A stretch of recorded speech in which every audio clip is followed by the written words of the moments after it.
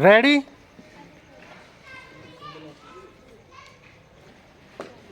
Start. महोदय, मुझे इस बात की खुशी है कि ऐसे लोगों के बीच आने का अवसर मिला है जो देश के भविष्य के लिए समर्पित मिशनरियों की तरह लगन से काम कर रहे हैं। माननीय सदस्य तथा उनके सहयोगियों को परिवार नियोजन के लाभों के बारे में बताना आवश्यक नहीं, क्योंकि यह उन्हीं की सूझबूझ और दूरदर्शिता थी कि बहुत सीमा तक सरकार और भारतीय जनता परिवार नियोजन और देश की समृद्धि के लिए बनाई गई योजनाओं के बीच महत्वपूर्ण संबंध को जान पाए हैं। परिवार नियोजन भारत में सरकार की स्वीकृत नीति है, किंतु अगर यह केवल सरकारी कार्यक्रम ही रहा तो हमारा कार्य सफल नहीं होगा। कुछ ऐसे विकास कार्यक्रम हैं जो हैं तो सबके लिए, पर इन्हें थोड़े से लोग ही उठा और पूरा कर सकते हैं, और कुछ कार्यक्रम हैं जिन्हें सरकार पूरा कर सकती है, किंतु परिवार नियोजन वास्तव में जनता का कार्यक्रम है। इसकी सफलता हर एक नागरिक पर निर्भर करती है। लोगों के पास जाना है, उन्हें समझाना है, उन्हें तैयार करना है और उन्हें आवश्यक सहायता देनी है ताकि वे परिवार नियोजन को अपनाएं।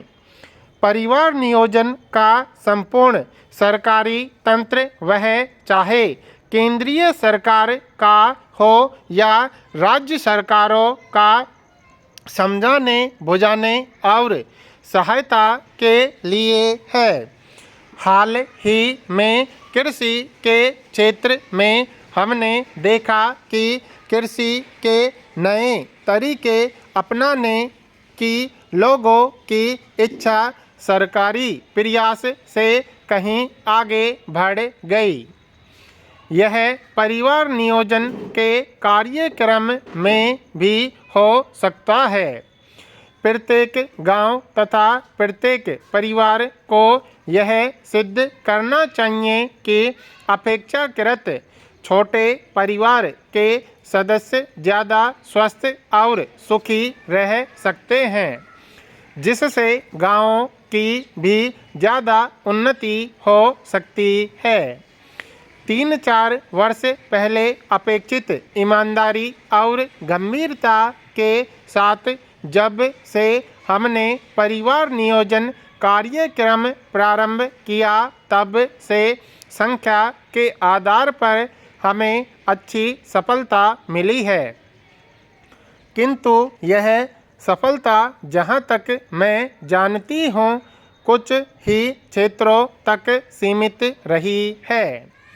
हमारी आबादी का सबसे संपन्न वर्ग और वे वर्ग जो अपने जीवन स्तर को सुधारना चाहते हैं, जैसे शहरी मध्यम वर्ग और प्रशिक्षित औद्योगिक मजदूर, ही अधिकतर सरकार द्वारा दी जाने वाली परिवार नियोजन की सुविधाओं का लाभ उठा रहे हैं और किसी भी नई स्कीम, परियोजना या कार्यक्रम से जो लोगों के जीवन स्तर को सुधारने के लिए चलाए जाते हैं, लाभ आम तौर पर उठाते हैं। महोदय, उच्चतर शिक्षा से शहरी मध्यम वर्ग को देहाती कामगारों की तुलना में अधिक लाभ होता है। सधन कृषि या पैदावार बढ़ाने में भी वही आगे होते हैं जिनके पास पहले से ही सिंचाई की सुविधा है और वे लोग जिनकी खेती वर्षा पर निर्भर रहती है इतना नहीं कर पाते। यहाँ तक कि पुस्तकालयों से भी जिनके संबंध में कोई विवाद नहीं उन्हीं को लाभ होता है जो पढ़े लिखे हैं न कि वे जो निरक्षर हैं। इस तरह हमारे अधिकांश विकास कार्यक्रमों से गरीब और कमज़ोर जहाँ के तहाँ रह जाते हैं और संपन्न लोग और संपन्न हो जाते हैं।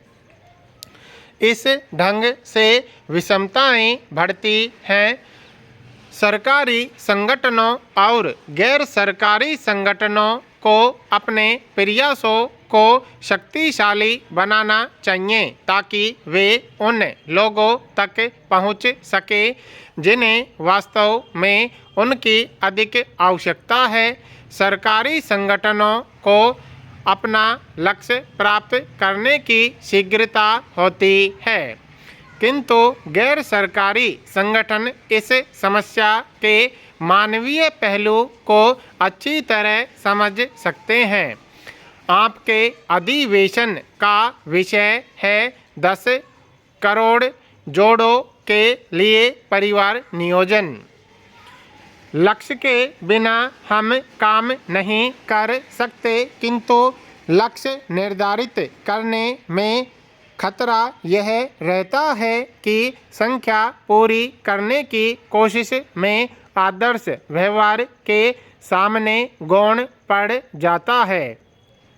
लक्ष्य पर आधारित काम में दूसरा खतरा यह होता है कि केवल लक्ष्य प्राप्त करने पर अधिक ध्यान दिया जाता है तथा काम को सुदृढ़ करने के लिए बाद में काम करते रहने और देख रेख पर बहुत कम ध्यान दिया जाता है।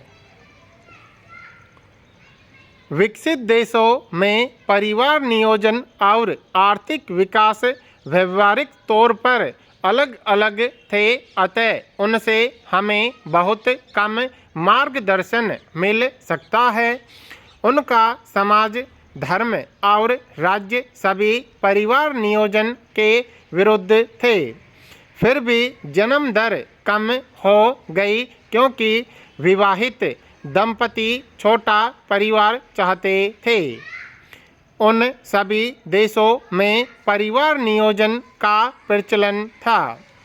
इसका ठोस कारण यह था कि वे पहले से ही उन्नति कर चुके थे और इससे वे उन्नति की कामना करने लगे थे। हमारे अपने देश में जहां आम लोग गरीब हैं इसे लोगों की इच्छा या मर्जी पर नहीं छोड़ा जा सकता क्योंकि स्वेच्छा से कुछ करने की स्थिति कुछ शिक्षित होने पर या आर्थिक उन्नति हो जाने पर ही आती है। यह इसलिए भी है कि हम वैसी चेतना देश में आने तक इंतजार नहीं कर सकते।